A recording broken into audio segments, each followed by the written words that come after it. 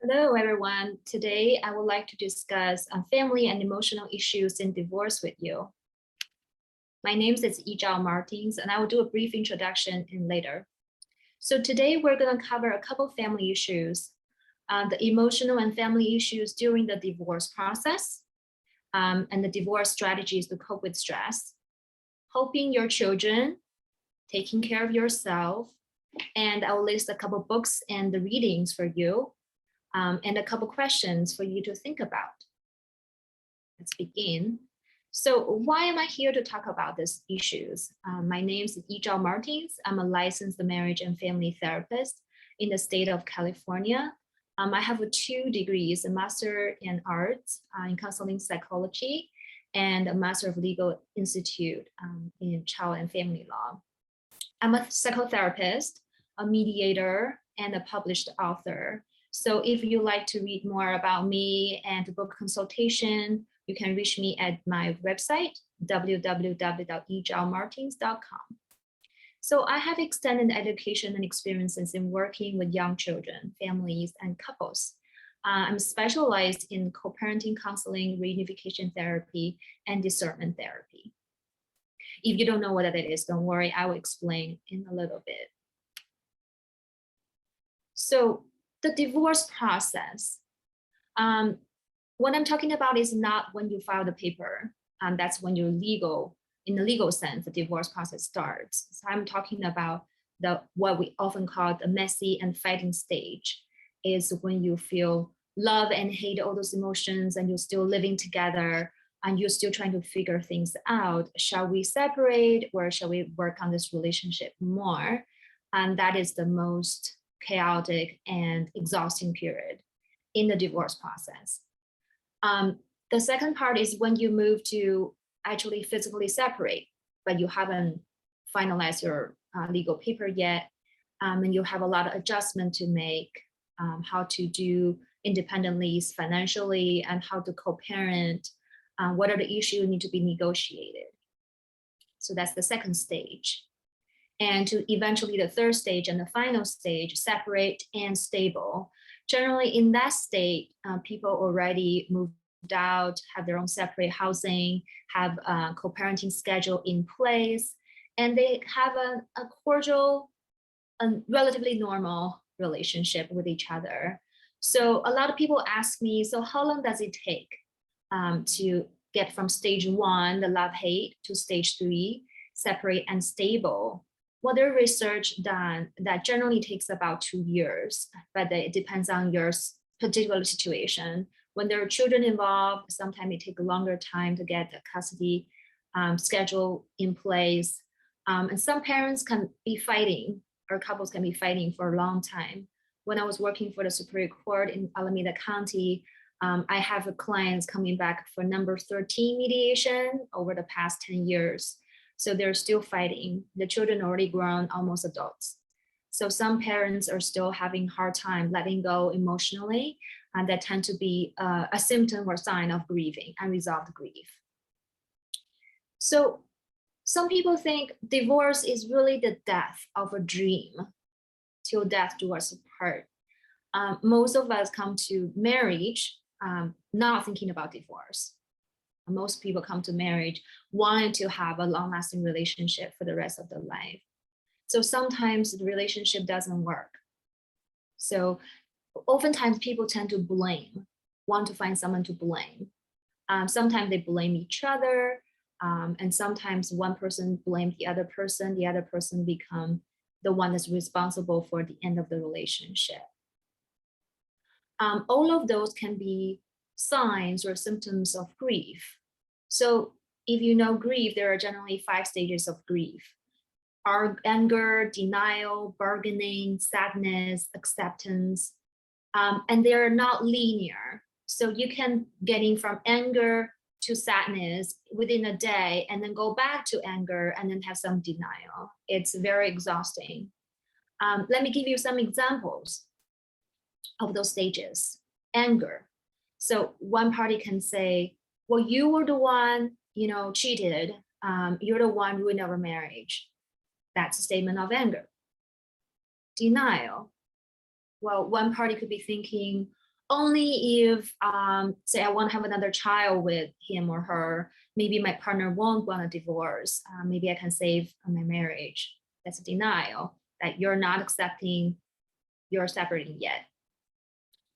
Bargaining, that's in some way that also thinking if I can do something, maybe this is not the end.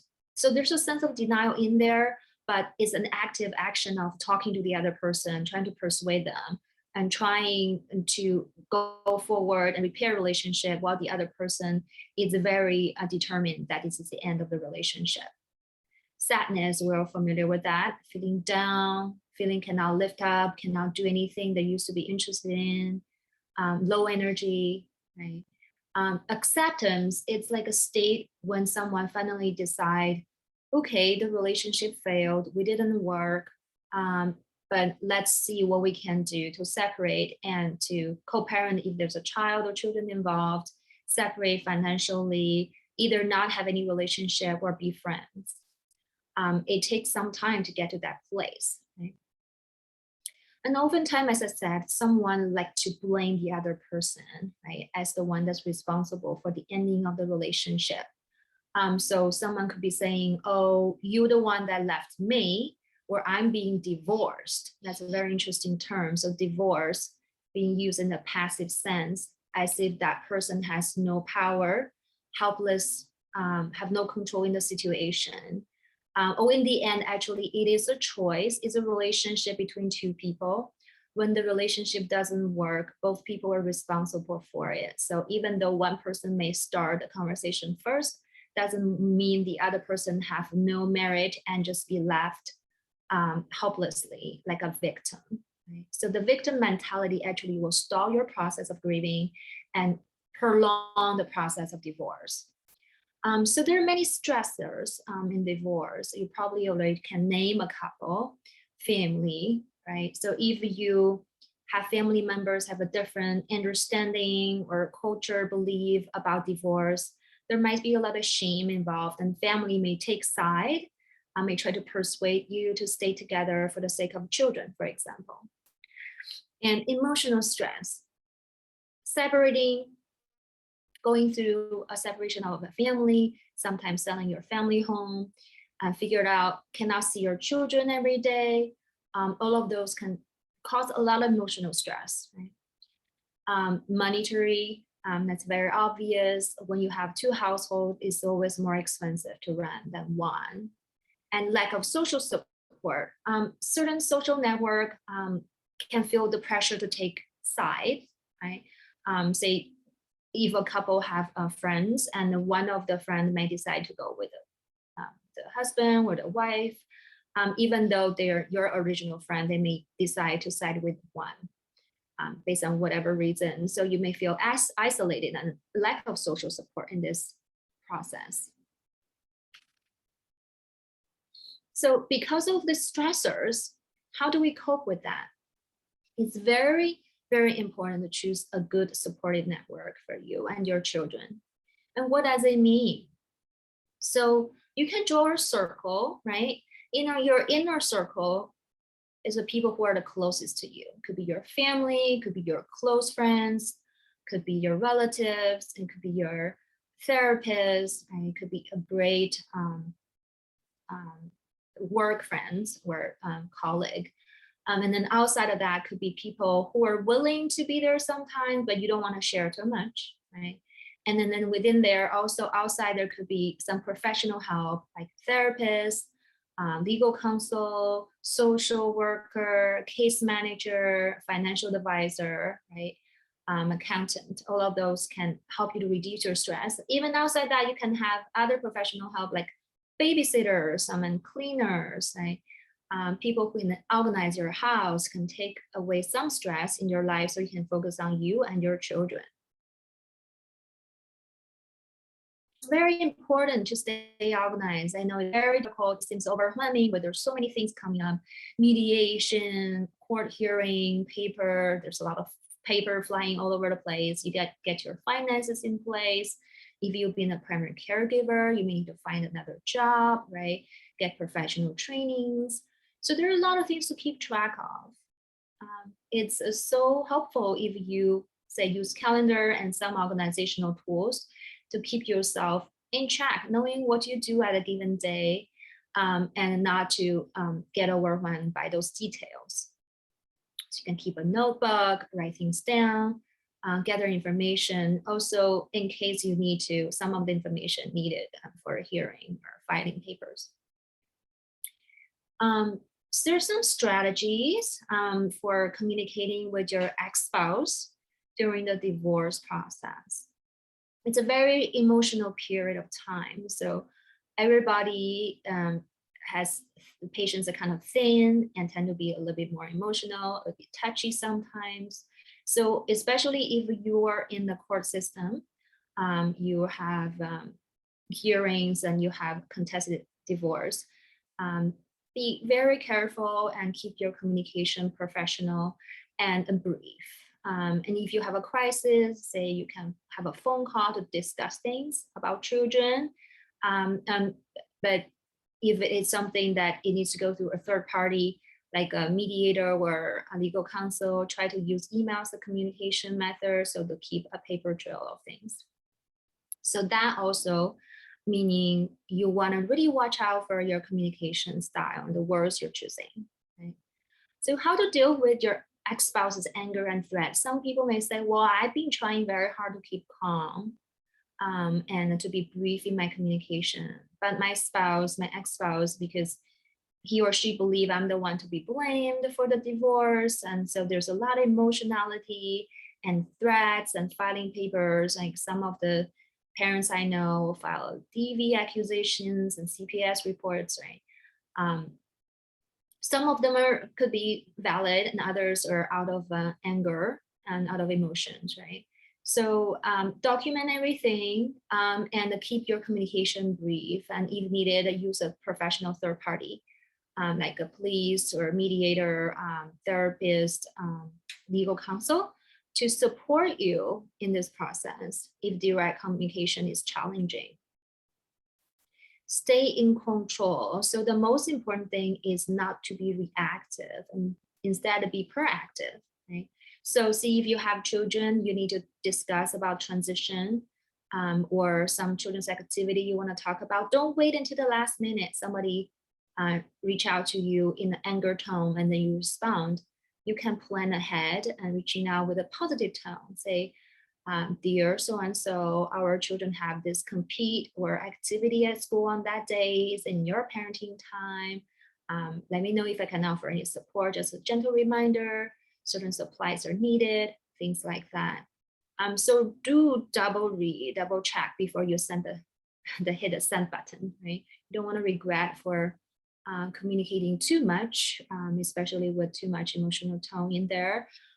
Take make use of your friend support system to discuss things through, go over your head and express your feelings to be heard before you get to hear your prefrontal cortex and start to write that rational email. With parents, co-parents, right? When during divorce, it's very hard to stay in that place. But you're actually co-parenting, like building the business together. Think about it as a business relationship. So when there are children involved, divorce is more complicated, and because besides taking care of your own financial issues and your own emotional processing, you have to help your children. So oftentimes parents are confused as to what to tell their children and what not to. Shall you, do they understand if you mention the term divorce, right? So there's a great book for parents to read called Putting Children First. I list in the end of the slides, and it's great for parents to read that. And also there are many books for young children, starting from age 3 or 4, picture books about divorce. And they talk about what is divorce, right? Is when parents are not getting along, they tried very hard to solve their differences, they couldn't, and living together just doesn't make sense. Everybody will be much happier, calmer when they live in separate households. So they decide to do that. And it has nothing to do with children. It's not children's fault. Right? So children tend to be egocentric and they tend to blame themselves for any issues. So be very aware of that. Take the blame out of anyone. Be neutral about the relationship doesn't work. It's like you and your friends sometimes don't get along. You decide not to be friends anymore. You decide not to play together anymore. It's very normal. It's a human relationship. Right? So what you should share, you should definitely share any activities and schedules with your children. Even with young children, you want to give them a heads up, like what happened. Say, today you drop off your child at a childcare. You can tell your child who's picking you up after school, mommy or daddy, right? And when is the next time your child's going to see you?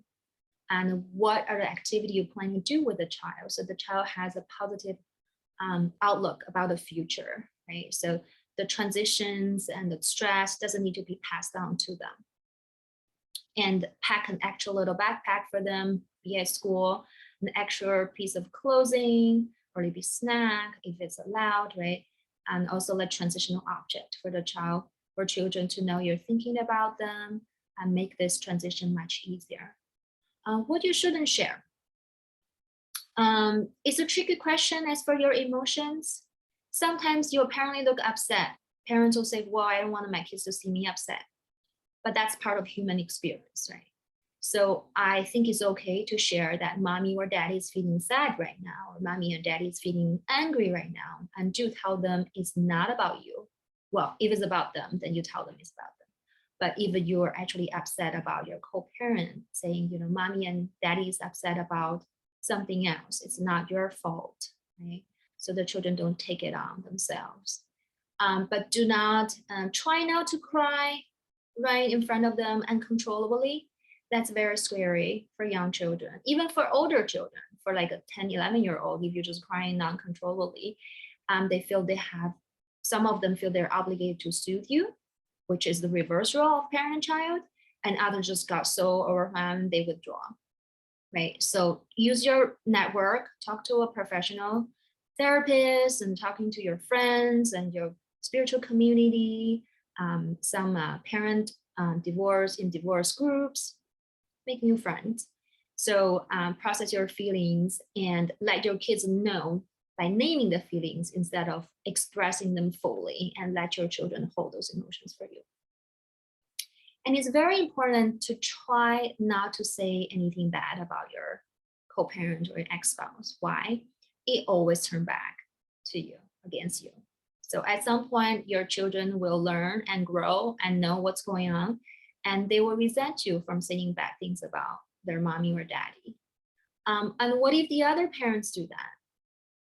So the general approach is to be very brief and take the pressure and the blame out from the other person by saying, oh, maybe so-and-so is upset at me, that's why. I don't think it's true. Like say, if a child saying, mommy, daddy told me that you left us and you don't love us anymore. And you can say, well, maybe that's how your daddy feels, right? But that's not true as far as I know. I love you very much. And then even though we live in separate household, you and your daddy and me, but we both love you very much. Just because our relationship ended, we're not friends anymore, we don't live together anymore, doesn't mean the mommy doesn't love you. You're always my baby, right? So it's a maturity thing to separate the relationship of your child with the co-parent and your relationship with your co-parent and your relationship with your child. It's very hard to do at the beginning of separation process, but that will have a long-term positive impact of your children and your relationship with your co-parent. So what to do when a child is reluctant to go visit the other co-parent for you? It's very difficult. A lot of parents will tell me that, well, I don't want to be the bad person. I don't want to force my child to go if my child is not willing or happy to go. As far as I know, if a child is young, we're talking about younger than 12-year-old, there is no question or no discussion. It is a co-parenting schedule that you just need to observe. Sometimes it becomes in a court order. right? So you pick up your kids and you're trying to soothe them as much as you can, talk to them, get moving, right? I'm thinking about 2, 3-year-old and say, you're going to your daddy, mommy's house. You're gonna have a great time and put in a very positive way, drop it off, and the children have emotions. The other co-parent will take over and solve that, right? So you don't want to use your child's will as an excuse not to fulfill your co-parenting schedule. It's also giving the child too much power, and which is not necessarily good for them. And it's normal. Sometimes children just feel like I'm tired of going between households. I don't have the things I like. I don't get to see my friends. There's too much changes. And they have feelings. You can talk about those feelings. For, oh, how come you don't want to go to mommy's place? Let's talk about that. Let's hear you out, right? Don't take it personally. And watching out for signs. So young children process grief differently, and the depression also show up differently. So children's depression shows up more like irritation compared to low energy and the like blue moods, right? Adults are more depressive and for low energy, not want to do anything, stay in bed, lose interest. Children tend to be more irritable, especially younger children. They may look like they're throwing tantrums more often. They just want to touch other people and break things for no reason. They can't sit still, almost look like a little bit like ADHD. But also that could be a sign of grief and depression. So just watch out for those changes, regression, like diaper change and suddenly having more accidents, couldn't sleep at night, crying a lot, separation anxiety, all of those things you wanted to communicate with your co-parent and with other professionals. And if you don't know how to cope, speak to a child therapist, someone who's having some experience with working with children that's in separating households, right? How to help with the transition. So we talk about your children, and actually the most important part of divorce is to take care of yourself. Because if you're not around, you're not healthy, you're not strong, who's going to take care of your children, right? Who's going to run the household? Now it's just you in your household. So take frequent breaks from divorce matters. It's very hard. It feels overwhelming from the beginning that it's all about divorce, right? Dealing with taxes and financial separation, looking for a different job, I have to figure out budgeting, and legal papers, and responsive, right? Mediation. There's a lot of things to worry about, but do take break from time to time and not to think about it, not to talk about it. If you talk to your friends about divorce and process, that's great, but do also some positive things with your friends for fun to take, like distract yourself from this thing. Divorce is something you do, right? In this part of your life, very small chunk of your life, but divorce doesn't, it's not your identity, right? And do exercise, eat well to take care of yourself, and also model for your child, your children, how to self-care when you're going through stress. And it may feel like just stuck and you can't get out of it. Oftentimes my clients will tell me, because there are so many things that's involved, a lot of feelings, and they feel like they can never get out of it. As I told you, the process generally takes about 2 years legally and about 2 years emotionally to fully have a closure, generally speaking, right? And if you want to move forward faster and come out feeling better, do seek help, right? Professional support, and do self-care, right? And keep your goals in mind. What do you want? What is your value? You want to live independently with your children and be financially viable, right? And in a harmonious and calm environment that you have a good relationship with your children, right? And feeling fulfilled in your life. So stay close to that value. Rebuilding your self-esteem. It's hard not to take it personally when someone going through a big breakup, right? Like divorce. Some people may blame themselves and I think it's their fault, or there anything they could have done differently, go in loops. And if you already have some self-esteem issues, the divorce process probably will trigger you. You feel it even more.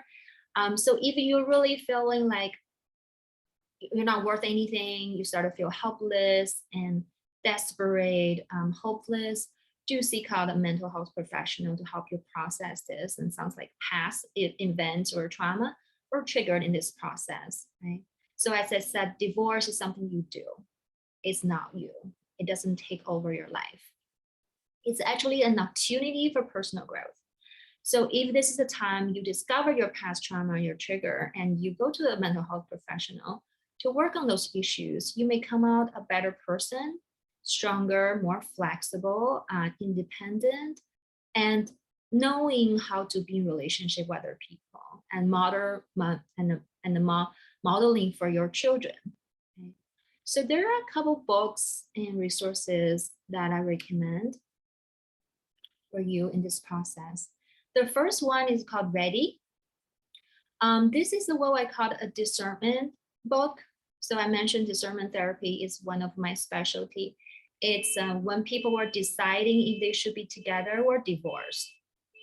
And they're still not deciding yet and going back and forth. Some clients go back and forth for like a year or two, right, before they make a final decision.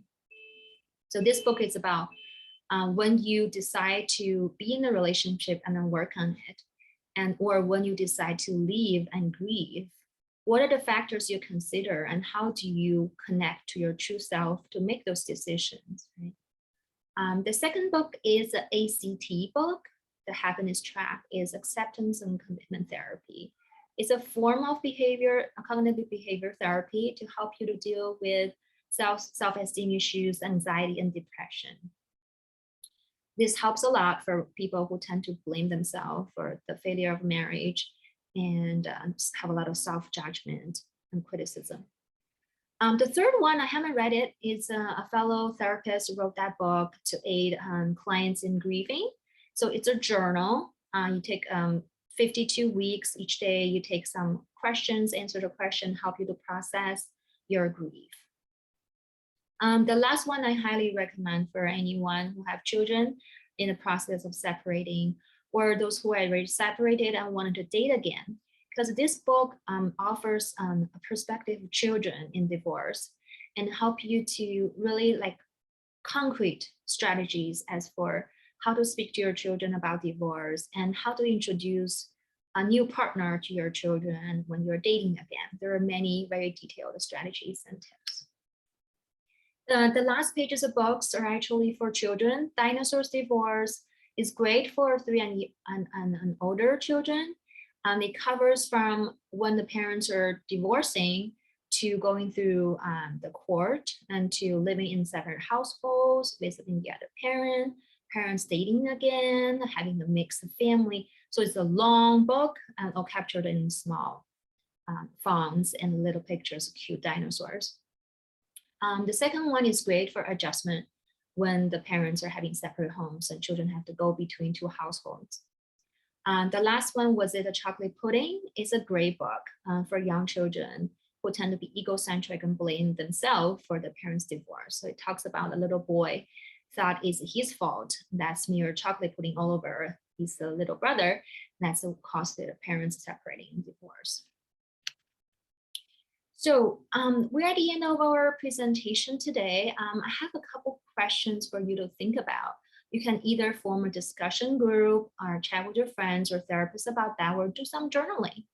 The first exercise is think about where are you in your divorce process, emotionally and legally, right? Some people could have filed it already, but they're still fighting inside and not sure they should just really separate or work on the relationship more and still in the bargaining process, right? Some people could be already emotionally divorced, but still haven't even talked about that with their partner. So where are you in the process? So I have clients referred to me by attorneys, divorce attorneys, and saying, well, I talked to them, I realized they still have things to work out and maybe it's still working. So can you do some couple counseling with them? So it's important to ask yourself and reflect on that. Like, where are you in your divorce process? Do you need couples counseling? Do you need discernment counseling? Do you need co-parenting counseling? Do you need individual counseling?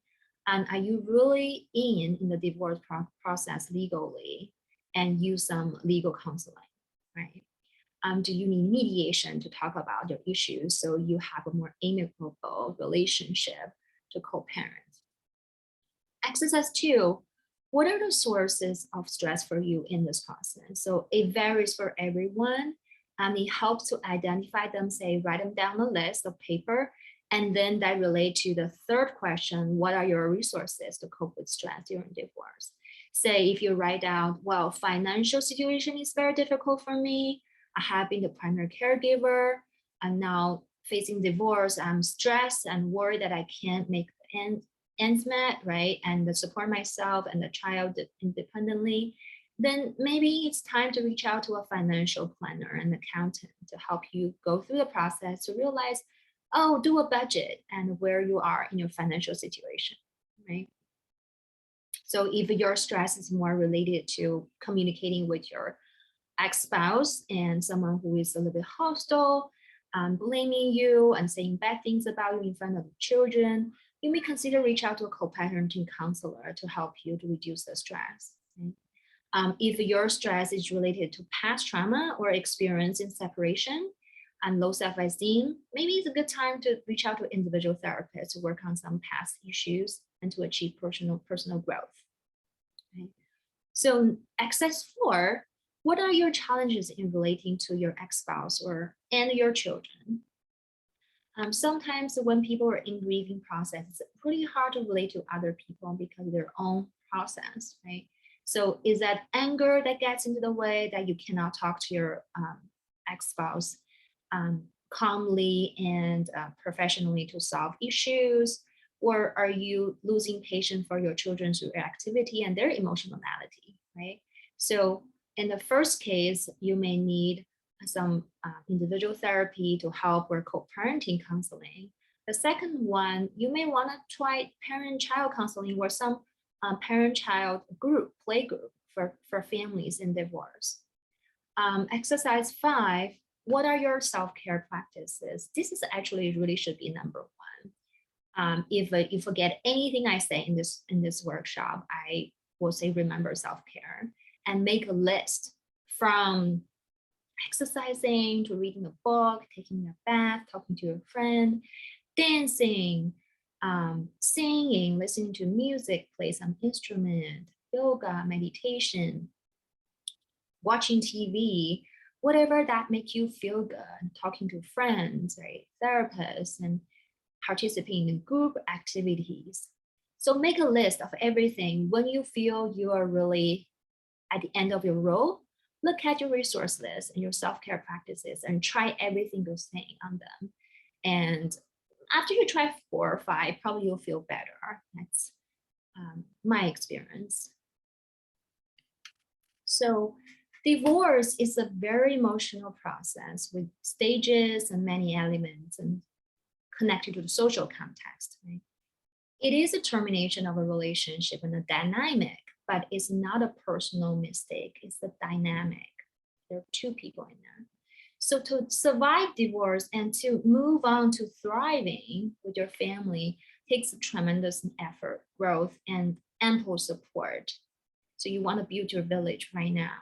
Right? Self-care, resourcing, and listening to your children are key in this process. As I mentioned earlier, self-care, self-care, self-care. I cannot say more important than that, right? And find resources. It doesn't just depends on you. There are many things you can use. Even occasional babysitter or a house cleaner can give you the time and energy to be with your children or to deal with this tax issue that has been bothering you, right?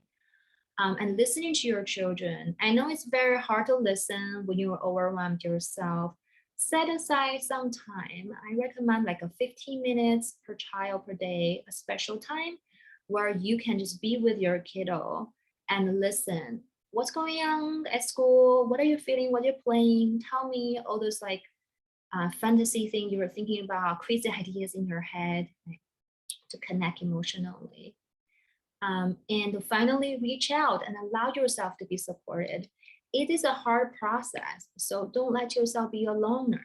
Reach out to people. There are actually support groups, and there are more parents are single parents and went through that than you can imagine. You never know. Someone can just listen to you and give you some resource. So again, thank you for listening. And if you want to reach out for a free consultation, I offer virtual sessions and some outdoor in-person sessions in San Francisco and the East Bay. And you can reach me at www.ejiaomartins.com or email me for a consultation. Thank you, everyone.